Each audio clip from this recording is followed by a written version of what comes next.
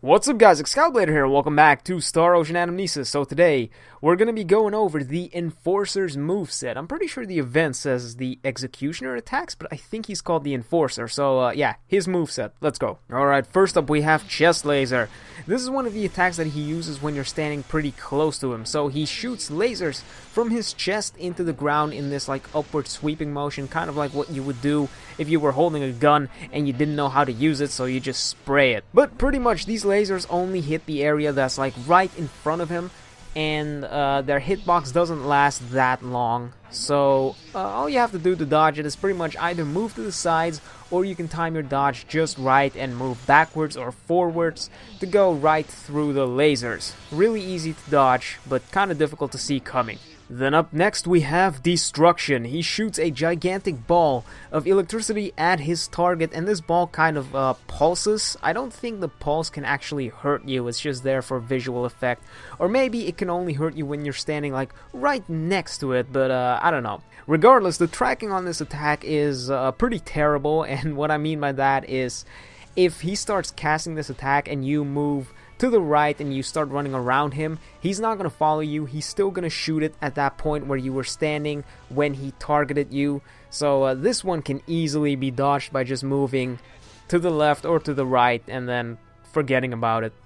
And then we have Disaster. This is probably one of his more problematic attacks. He basically spawns like 3 pools of lasers in a triangle formation around him, and they stay around for a really long time, and if you don't have anti-flinch with you, you're just gonna get stun locked for a good 5 or 6 seconds. These pools also spawn in the exact same location relative to the Enforcer every single time, so one spawns off to the left, one to the right, and one directly behind him. So as long as you're standing right in front of him, or you know, you don't have to stand right in front of him, but as long as you're standing in a line in front of him, they're never going to hit you.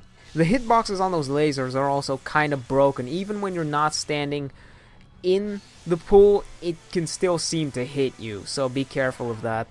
We also have Execution. So pretty much he spawns these 5 laser pillars in front of him, and they can do quite a bit of damage, but they've got like no range. So he doesn't put them down at the same time. He pretty much puts one down at a time, and then they all rise up in the order that they were put down. Doesn't really matter that much, but you know, it's just extra info.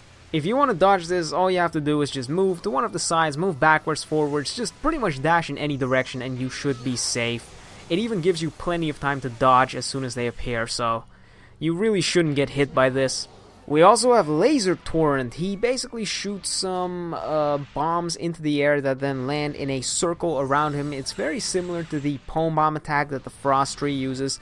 Basically, all you have to do to dodge it is just dash backwards, and you can get out of its range, and you can even use your invincibility frames to dash right through it. Very simple to dodge. And then we have Plasma Cyclone. This is pretty much the same thing as Miria's Plasma Cyclone.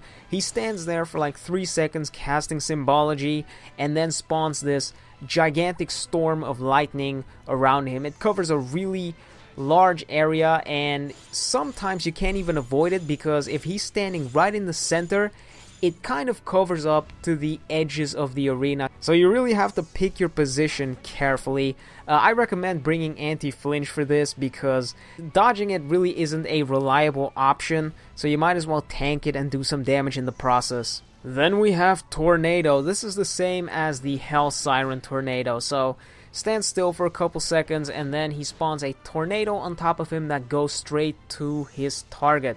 This one actually has better tracking than, I think it's Destruction, that attack, yeah. It has better tracking than that, so you can't just move to the side and expect to dodge it. The attack is actually going to follow you. So the best thing to do with this is dash as soon as the tornado is about to hit you, or you can dash through the tornado to dodge it like that. Pretty simple, but it could catch you off guard if you're not used to it. And then lastly we have the desperation move, Gravitation. So you will probably never see this because this boss is really easy, but pretty much for this attack, he charges up for a couple seconds, and then after he's done charging up, he creates Earthglaives that cover the entire arena. Actually, I think he just spawns 3 Earthglaives that cover the arena. and they work in the exact same way as Earthglaives. You can dodge them by dashing away as soon as you see that circle appear underneath you. Of course, they are a little faster than normal Earthglaives, but nothing too difficult.